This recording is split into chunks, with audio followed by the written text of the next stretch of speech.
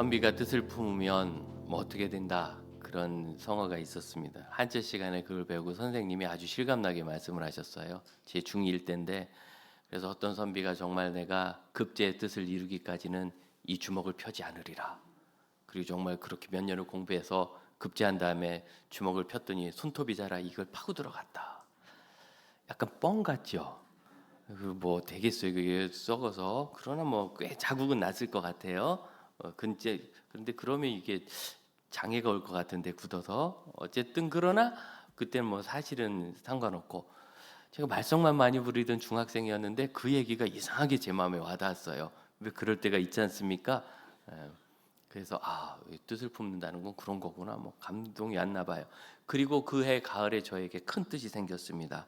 나도 저 형처럼 컴퓨터 게임을 잘하고 싶다, 이런 생각. 그래서 우리 학교에 전자오락 1등이 되리라 하는 굳은 결심을 했습니다. 이 돈이 많이 들더라고요, 이 자본이. 그래서 돈이 없으니까 매일 신문을 돌렸어요. 2시간 반씩 저녁마다. 그렇게 해서 12,000원 월급을 받으면 그걸 오락실에서 3일 만에 다 탕진을 했습니다. 탕자도 그런 탕자가 없죠. 그리고 드디어 1년 만에 제 뜻을 이루어서 우리 학교 짱이 됐습니다. 뭘 감탄해요, 그거 가지고. 참 썩어 빠진 뜻도 썩어 빠진 뜻이 그런 게 어디 있습니까? 그런데 그때 제 마음은 아주 진지했던 거죠. 내가 그거 해보리라. 심지어 요즘에 청년들이나 결혼한 남편들이 아내가 친정하는 걸 그렇게 좋아한대요, 게임하고 싶어서. 그게 뭐 하는 짓이에요? 그래서 제 청년들에게 1시간도 아깝다, 1시간도. 그런 거 하지 말고, 당신이 무슨 전공이나 이런 이유가 있어서 게임을 꼭 해야 되는 게 아니라면 그런 거 하지 말고 좀 건강하게 시간을 보내자. 제가 게임 중독에 빠졌던 사람으로 그런 얘기를 합니다. 그러나 이 택도 없는 것도 당사자는 굉장히 심각합니다. 우리 입장에서 보면 한숨 나올 일 아니에요. 여러분, 14살짜리가 게임에 1등이 되겠다고 주먹을 쥐고, 그렇다고 지금처럼 무슨 프로게임 리그가 있는 것도 아닌데 해봐야 돈만 쓰지 아무것도 아니고, 학교에서는 그 당시 오락실 다녔던 분들 다 회개하세요. 그 유해업소, 청소년 유해업소라 그래가지고 다 단속하고 그랬잖아요. 선생님들이 단속 나서 걸리면 반성문 쓰고 청소하고, 심하면 근신하고 저항당하고, 그러던 데를 막 몰래 다니고. 좋은 뜻이 아닌데 그때는 이게 아주 심각했던 거예요. 요즘에도 우리 청소년들 보면 참 쓰잘데기 없는 심각한 결심을 하는 애들이 너무 많은데, 그걸 뭐 말한다고 알아듣나요? 왜냐하면 본인은 너무 지금 진지하니까. 그래서 이런 것들을 이단들도 이용해 먹어서, 이런 청소년 청년들의 특성을, 그래서 그냥 확 마음 빼앗아서 가스라이팅 해가지고 종으로 삼고, 그런 일들이 있습니다. 내가 정말 진심으로 하면 그 일이 나에게 진리고 정확한 사실이고 맞는 일로 보여요. 이게 이제 진심에 속는다, 그런 겁니다. 작년도 가을에 송태근 목사님께서 금요예배 설교하시면서 그때 그것이 제가 듣기에는 설교의 흐름과 별 상관도 없는데 한 꼭지를 말씀하신 것이, 교회를 하시다 보면 여러분, 내가 진정이고 진심이라고 해서 그게 옳다고 생각하면 안 됩니다. 그 얘기를 듣는데 제 눈이 번쩍 떠졌어요. 아마 성령님께서, 목사님이 거기 청소년도 있고 청년도 금요예배 많이 나오니까 굉장히 청소년이 있다는 것에서 참 놀랬다고 그러세요. 사실 일부러 더 많이 오라고 우리가 좀 불렀어요. 귀한 강사님 오셨으니까. 그리고 아이들이 은혜 많이 받았습니다. 그래서 이제 성령님이 그 마음을 열어주시니까 꼭 그 말을 해주고 싶으셨던 것 같아요. 한국 교회의 많은 문제가 그동안 정말 진심으로 싸워서 생긴 거예요. 진심으로 싸워서 이렇게 하면 된다 하고 이렇게 하면 안 된다 해서 들여붙은 거예요. 우리 이웃교회 하나가 담임 목사님이 하나님 인도하신 가운데서 임지를 해외로 옮기게 되시고, 교회만 남았을 때 당회에서 후임 목사님 모시는 일로 상을 들어 엎었다는 얘기를 제가 전해 들었어요. 그래서 제가 물었어요. 그랬다면서요? 그랬더니 그걸 또 어떻게 알아 하고 깜짝 놀라시더라고요. 뭐 다 서로 소문이 돌죠. 그랬더니 내가 알아봤는데 나도 깜짝 놀랐는데, 내가 목회하는 10년 동안 그런 일이 한 번도 없었는데 장로님들이 너무 교회를 사랑하니까 이 목사님을 꼭 모시자고 하고 저 목사님을 꼭 모시자고 해서 둘이 너무 진심이라서 상을 들어 엎은 거예요. 진심이라 그런 거예요. 우리는 내가 진심으로 하면 그게 옳은 것하고 구분을 못해요. 심리학적으로 사실, 팩트와 신념은 다릅니다. 신념은 내가 그렇게 믿는 겁니다. 사실은 내가 믿든 안 믿든 그게 맞는 겁니다. 그런데 이 목사님을 모시는 거나 저 목사님을 모시는 거나 뭘 하면 잘 될지는 아무도 모르잖아요. 그건 나는 이분이라고 생각하는 생각 신념이고 저분은 저분이라고 생각하는 생각 신념인데 우리의 다툼은 다 여기서 와요. 여러분, 해가 동쪽으로 뜨냐 안 뜨냐 갖고 부부싸움 해본 적 있어요? 그러나 아이에게 영어를 과외시킬지 수학 과외를 시킬지 가지고는 둘이 부딪히면 싸울 수 있어요. 왜냐하면 이건 사실이 아니라 신념의 영역이기 때문입니다. 그래서 우리가 많은 경우 내가 진심이기 때문에 이게 옳다고 생각해서 부부간에, 부모 자식 간에 얼마나 사이가 갈리고 교인들이 사이가 멀어지고 교회가 불행에 빠지는지, 한국교회 수많은 분쟁의 현장에서요, 교회를 망치려고 분쟁하는 분들을 본 적이 없어요. 이건 이단이나 돌아서 교회를 뒤흔들 때 하는 짓이지 다 교회를 위한다고 생각했는데 그렇게 분쟁이 나는 거예요. 이건 사실의 영역이 아닙니다. 오히려 사실은 이거죠. 당신들이 분쟁을 안 해야 교회가 위해진다. 이게 사실 아닙니까? 그럼 싸우는 교회가 잘 될 길이 있습니까? 그런데 교회를 잘 되게 한다는 명목으로 세상 사람들이 다 보도록 교회에 쇠사슬로 문을 걸어 잠그고 담에 철조망을 올리고 서로 멱살을 붙잡고 소문이 다 나게 싸워요. 그래서 그 교회가 어떻게 잘 돼요? 진실과 진심을 혼동하기 때문입니다. 여기 있는 사람들이 정말 진심입니다. 뭐라고 얘기해요? 이 바울을 죽이기 전에는 먹지도 마시지도 않겠다. 이 사람들을 이제 찾아봐야죠. 굶어 죽었나? 바울이 그 뒤로도 10년 넘게 살았으니까. 이분들이 사람이 먹지도 않고 마시지도 않고 살 수 있는 기간은 3일 정도입니다. 그리고 하루 반만 넘어가면 이미 탈수가 와서 누구를 죽이는 건 못해요. 암살은. 그러니까 이 얘기는 내가 하루 이틀 사이에 바울을 반드시 죽이겠다. 한둘도 아니에요. 40명. 그들이 마치 자연스럽게 모인 것 같아요. 그런 의기투합한 사람들이 당을 지었어요. 이 사람들은 너무너무 진심이죠. 왜? 바울은 하나님을 경외하지 않고 하나님과 우리 유대교를 모욕하는 사람이야 라고 생각했기 때문에 저 바울을 죽이는 것이 하나님의 거룩하심을 지키는 뜻인 거예요. 그게 자기 진심이에요. 하지만 틀렸죠. 잘못된 진심이잖아요. 역으로 생각해 보십시오. 이 사람들이 이렇게 하다 굶어 죽었나 보자고 웃는 게 아니라 얼마나 진심입니까? 지금 이들을 대제사장이 사주한 게 아니에요. 저 바울을 꼭 죽여야 되겠다. 누가 하겠느냐? 사주한 게 아니라 자기들이 나서서 아마 처음에는 바울에 대한 잘못된 소식을 듣고 소문을 들었고 그가 여호와를 경외하지 않고 멸시한다 이렇게 얘기를 들었겠고 성전에 이방인을 데리고 와서 그것을 더럽혔다 이렇게 들었겠죠. 그래 들은 이야기를 확인해 보지도 않고 그걸 그냥 믿었어요. 만일 스데반을 해쳤던 바울처럼 해쳤는데 그게 다 잘못된 일이다. 그럼 그 모의 살인의 책임은 자기들이 다 지는 거 아니에요. 그들이 그렇게 중요하게 생각하는 율법은 정당한 판결 없이 사람을 해치지 못하도록 이야기하고 있습니다. 정당한 판결이라는 것은 재판 절차를 거쳤다는 게 중요한 게 아니라 그 재판이 맞아야 되는 거예요. 바른 방식으로 돼야 되고. 그런데 지금 이들은 그럴 생각이 없어요. 마치 15절 보면 더 자세히 물어보려는 척하면서 요식 행위로 결론을 정해놓고 몰아놓으려고. 왜 그러냐면 바울이 하나님을 경외하지 않고 하나님의 거룩함을 해치고 있다는 이런 잘못된 신념이 그에게 있기 때문입니다. 비극 아닙니까? 여러분, 히틀러도 아주 진심이었습니다. 100만 명의 유대인을 수십만 명의 집시를 학살할 때 히틀러는 그의 진심을 책에도 썼어요. 민족 우월주의, 아리안족의 우월성과 유대인을 멸망시켜야 된다는 그 신념을 나의 투쟁이라는 책을 써서 거기에 경도된 사람들이 당을 지어 히틀러를 따르기 시작했고, 그래서 그는 진심으로 독일 민족의 사명은 유대인을 멸절시키는 거라고 믿었습니다. 진심으로. 김일성이는 공산주의 사상이 맞다고 믿었고, 그래서 남한을 공산주의로 통일해야 이 한반도에 행복이 온다고 믿었어요. 다 잘못된 믿음이죠. 진심, 여러분 그게 중요합니까? 스승의 날이 얼마 지나지 않고 오늘 스승의 주일로 섬기는 이때 비극적인 일, 22일 날 제주도에서 한 중학교 교사가 스스로 목숨을 끊었는데, 이유는 학부모가 계속 휴일이고 평일이고 상관없이 막 10차례씩 막 밤이고 낮이고 새벽이고 전화를 하고 교육청에 민원을 넣고, 왜? 이 아이가 중학교 남자애인데 학교를 잘 안 가는 거예요. 학교로 오니까 안 오니까 선생님이 어떻게 지도를 해야죠.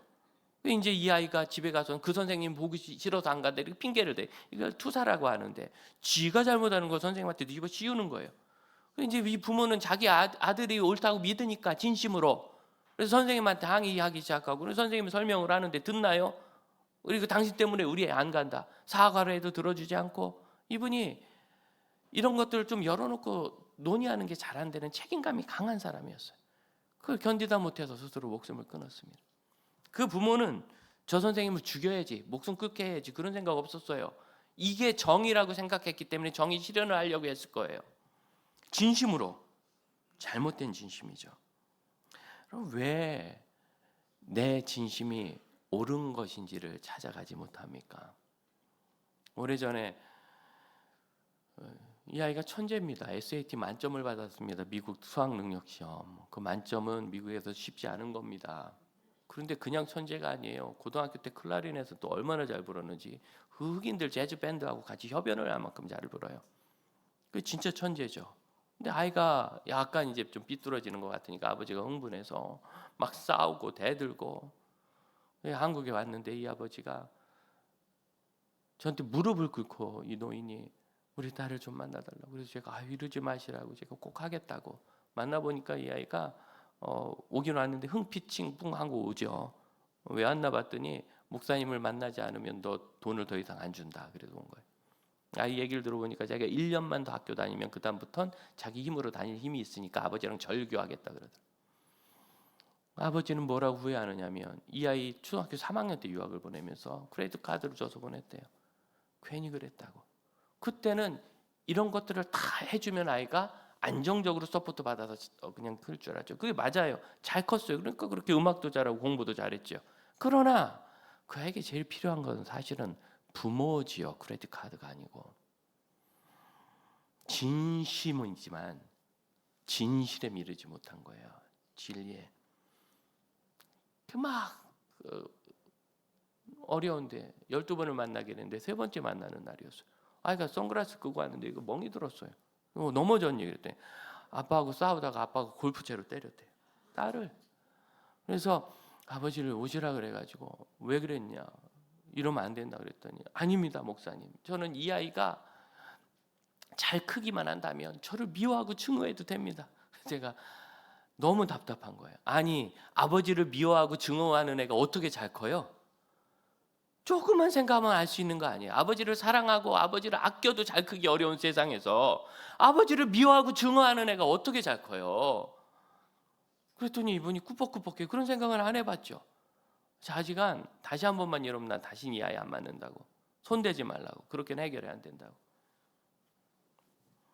그리고 그 해 성령이 역사하셔서 아이가 예수님을 만났어요. 진실로 정말 180도 바뀌어서 가고, 미국 교회에서 주일학교 교사가 돼서 봉사하고, 그때 제 나이가 36이었는데 간 땡겨 부었지 뭘 한다고 제가 장로님한테. 그러나 제 마음에 아쉬운 건 이겁니다. 왜 내 마음의 진심과 객관적인 사실을 혼돈하는가? 많은 분들이 지금 내가 진심으로 그 일을 열심히 하고 진심으로 해서 부부 사이가 파탄이 나고 부모 자녀가 서로 말 안 하려고 하고, 왜? 나는 진심이거든요. 이런 문제는 그릇된 확증을 가지고 편향적으로 보기 때문이에요. 사실은 여기 있는 이 유대인들이 어려서부터 율법을 잘 공부하고 성경을 공부했기 때문에 이 성경을 성경대로 배우기 시작했다면 충분히 폭넓은 여러 가지 증거 속에서 예수 그리스도를 구약 성경이 예언하셨다는 걸 발견했을 거예요. 바울은 그걸 발견했거든요. 그러니까 바울이 예수님 만나기까지 그 안에 성경의 지식이 충만히 쌓이고 예수님을 딱 만나자 이 모든 것이 한 번에 해결된 거예요. 그래서 바울은 언제든지 가서 그가 전도를 할 때 구약 성경을 들어서 그 성경에 예언된 메시아가 그리스도란 걸 완전히 증언하여 유대인들을 다 굴복시켰다고 나왔어요. 그러니까 이분들도 성경을 성경대로 배웠으면 예수님을 배척할 리가 없어요. 그럼 무슨 소리냐? 내가 가지고 있는 유대적 사상이라는 이 세계관과 체계 속에서 성경을 편협하게 보고 그래서 예수님을 적대시하게 되는 거죠. 그러니까 사고가 고착되기까지 나에게 있는 모든 과정을 건강하게 수용하지 못해서 한쪽으로 편향된 문제가 생긴 거예요. 저는 신학생 때부터 내가 주의 종인데 밖에서 돈 벌어도 되겠는가 하고서 교회에서 사역하면서 하나님 주신 거 살기를 원했습니다. 약간 좀 무식하죠. 그렇지만 주의 종이 될 거면 뭔가 결단이 있어야 되겠다 그런 생각을 했고, 그리고도 뭐 하나님이 다 채워주셔서 계속 그렇게 한 거죠. 딱 2번 제가 과외를 한 적이 있습니다. 하도 부탁을 해서 했는데 한 번은 학교도 다 떨어져 가지고 그 학교를 못 가서 저기 멀리 있는 학교 간신히 진학해서 억지로 전학온 아이를 과외하게 됐어요. 여자애였는데 그래서 제가 걔를 6달 만에 전교 2등을 만들었습니다. 제가 대단한 게 아니라 그 학교가 하도 후져서 아무도 공부를 안 하는 거예요. 그러니까 얘 혼자 공부하니까 막 전교석자가 올라가서 학교가 어땠니? 그랬더니 학교가 발칵 뒤집혔대요. 왜냐면 자기 학교도 떨어져서 저기 멀리 갔던 애가 그나마 여기 왔는데 갑자기 전교 2등을 하니까 얘가 왜 떨어졌을까 싶은 거죠. 그런데 그리고 한 2-3달 만에 그만뒀어요. 왜 그러냐면 여기 전교 2등을 하더니 제 말을 안 듣더라고요. 그러니까 예전에서 이 수학 문제를 풀려면 이걸 외워야 돼. 이걸 외워와. 그러면 내하고 외워와서 그걸 풀었는데 이제는 이 문제를 풀려면 이걸 먼저 풀 수 있어야 돼. 그럼 그거 왜 해요? 이것만 할래요. 이렇게 고집을 세우더래요. 자기 방식으로. 자기 확증이죠. 그는 정말 공부 잘하고 있는 싶은 진심이 있는데 제가 2등을 유지하려면 이 정도 문제를 풀어야 되는데 선생님은 더 쉬운 거 시키니까 싫은 거예요. 그래서 요거를 맞춰서 하다가 제가 한 2달 하고 그래 너는 이제 좀 주도적으로 할 때가 됐으니까 혼자 해봐라 했더니 대학 똑 떨어지더라고. 재수하고 가긴 갔어요. 그렇습니다. 그러니까 학생이 공부를 해도 지도하는 선생님의 가이드를 잘 따르지 않으면 옳고 그름을 잘 판별하지 않으면 열심히 하는 진심이 있다고 되는 건 아니에요. 열심히 해야 되겠다, 내가 공부 잘해야 되겠다, 그거 다 진심이지. 내가 대충 하고 싶어 하는 사람이 어디 있어요. 그러나 삶은 그렇지 않죠. 왜 이런 문제가 생깁니까? 살아오는 동안 충분히 다양한 경험을 하나님 주셨는데 편협하게 선택적으로 받아들이기 때문이에요. 그 히틀러의 부하 중에 아이만이라는 사람이 있었습니다. 이 사람이 그 가스실로 가는 열차, 이런 집단 학살 모든 도구를 고하는 사람 중에 하나인데, 심지어 히틀러 그 참모진들이 아이만 같은 사람이 20명만 있으면 우리 독일이 망하지 않았다 했을 만큼 아주 그쪽으로 그냥 똑똑한 사람이었어요. 그가 나치가 패망한 후에 도망가 가지고 아르헨티나에 숨어 살다가 결국 걸려서 이스라엘이 그를 몰래 납치해 갔습니다. 그래서 아르헨티나와 이스라엘 간에 큰 외교 문제가 됐죠. 자기 나라 사람을 그 정보부를 보내서 납치해 갔으니까. 그 정도인데, 근데 그 과정을 한나 렌트라는 유대계 철학자가, 이 사람이 유대계고 독일에서 살다가 나치가 발현하니까 딱 상황을 보고 그냥 미국으로 망명을 갔어요. 그래서 살아남은 거죠. 거기 가서 그 과정을 지켜보면서 결국 7달 만에 아이만은 처형됐는데 2년 후에 책을 썼어요. 그 과정으로. 그게 이제 예루살렘의 아이만이라서, 예루살렘의 아이만을 봤더니 악이라는 것이 의외로 평범하더라. 아이만은 꼭 이웃집 아저씨 같더라. 그는 자기를 나는 그냥 공무원이고 군인이고 시키는 일 열심히 했을 뿐이라고 얘기하고, 심지어 뭐라고 얘기하느냐면 그래도 나는 애들이 좀 안 돼서 꼭 가스실 가기 전날은 초콜릿을 하나씩 특별 지급했어요. 이런 얘기를 하는. 그 말이에요, 그게? 내일 죽이려면서 오늘 초콜릿 줬다고 그게 나는 관대하다고 얘기하는 게?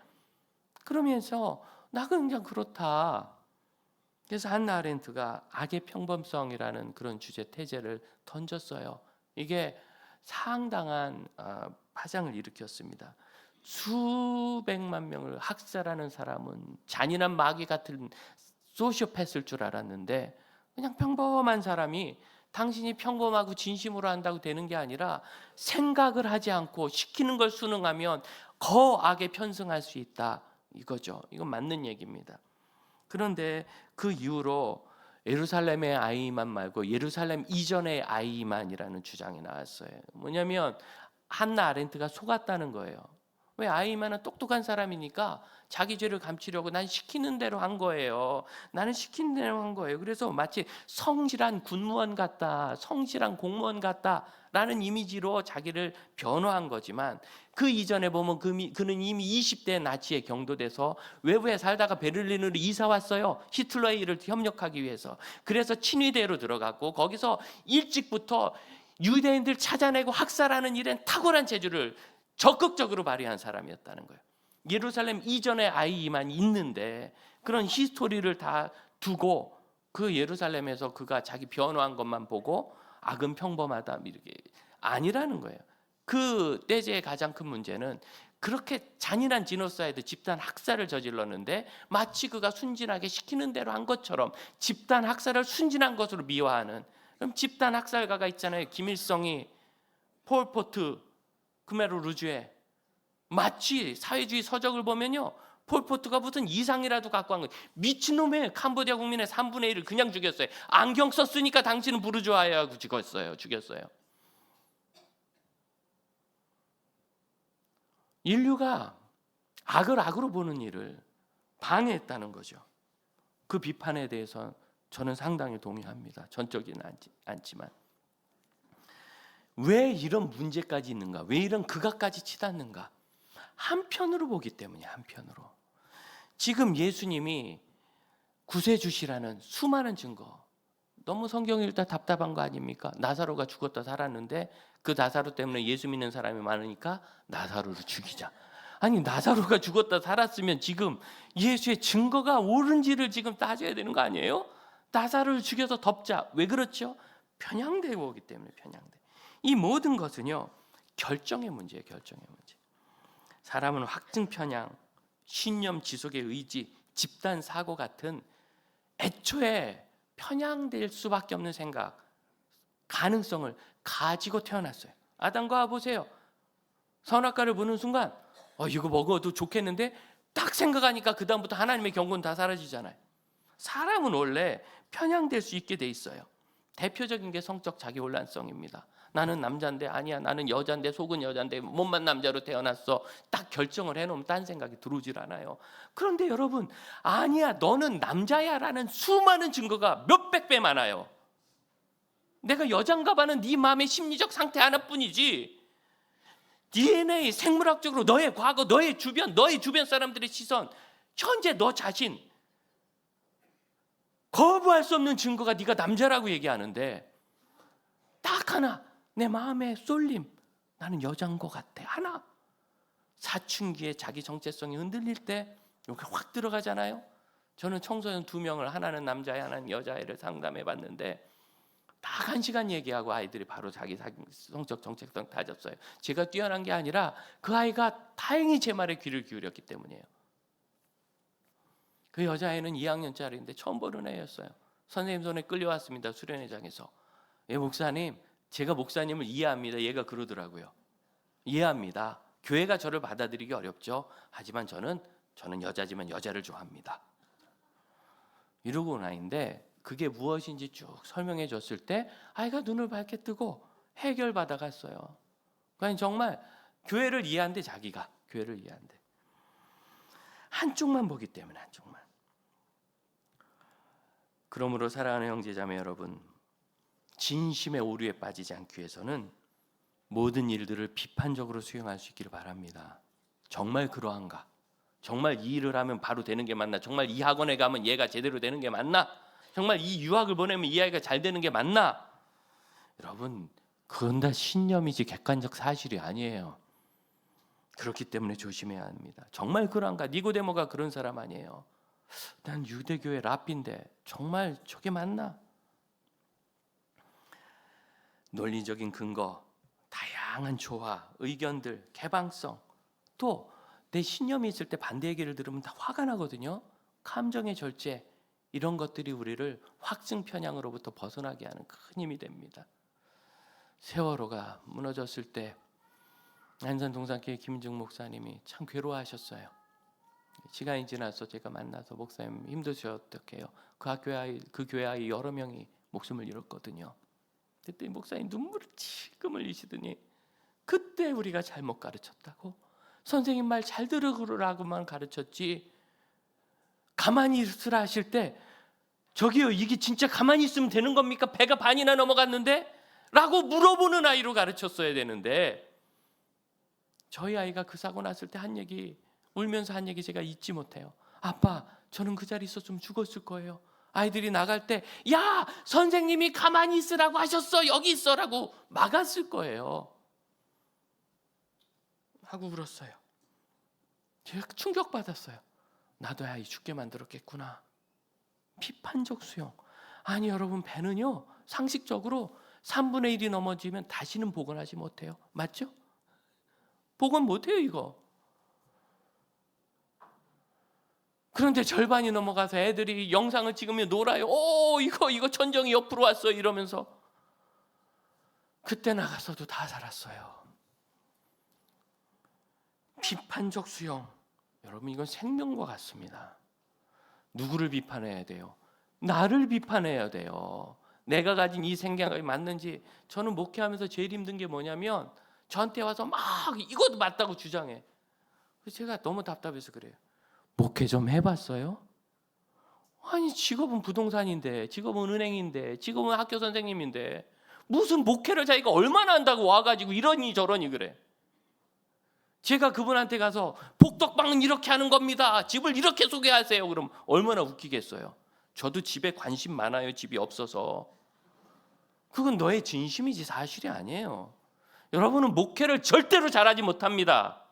하고 싶으면 제 밑에 와서 10년간 굴러보세요. 우리 목사님들 10년씩 다 목회해도 쩔쩔매요.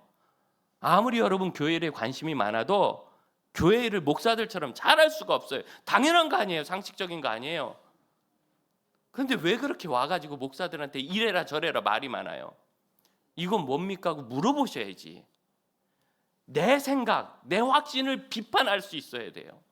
얼마나 불쌍합니까? 이 사람들 목숨을 걸고 바울을 죽이려고 합니다. 목숨 걸 때가 그렇게 없어요.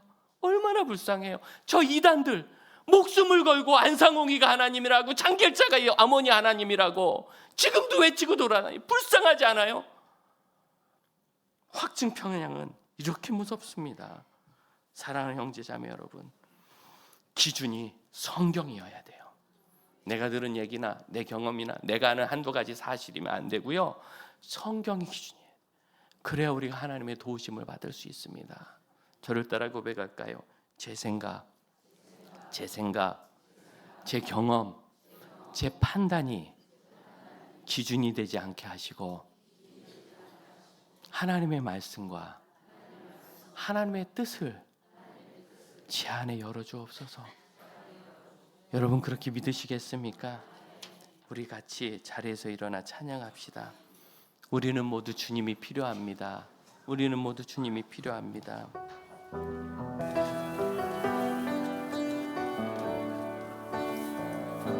나 주님이 더 필요해 이전보다. 내 입술의 말보다 더욱 표현할 수 없는 주가 필요해. 다시 한번 고백합시다. 나 주님이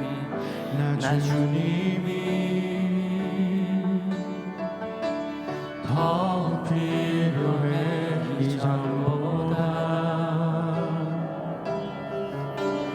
내 입술의 말보다 더욱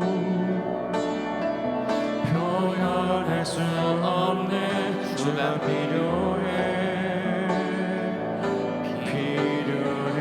다시 한번 기도합시다. 주님, 저희는 주님의 생각과 주님의 진리가 필요합니다. 합심하여 기도합시다. 주님, 저희는 주님의 생각과 주님의 진리가 필요합니다. 제 자신을 바로 세우기 위하여 주님의 생각, 주님의 뜻, 주님의 진리가 필요합니다. 우리 가족을 지키고 가정을 바로 세우고 건강하게 하기 위하여 주님의 생각과 주님의 뜻이 필요합니다. 이 사회를 바로 지켜내기 위하여 주님의 생각과 주님의 뜻이 필요합니다. 우리 공동체를 바로 세우기 위하여 주님의 생각과 주님의 뜻이 필요합니다.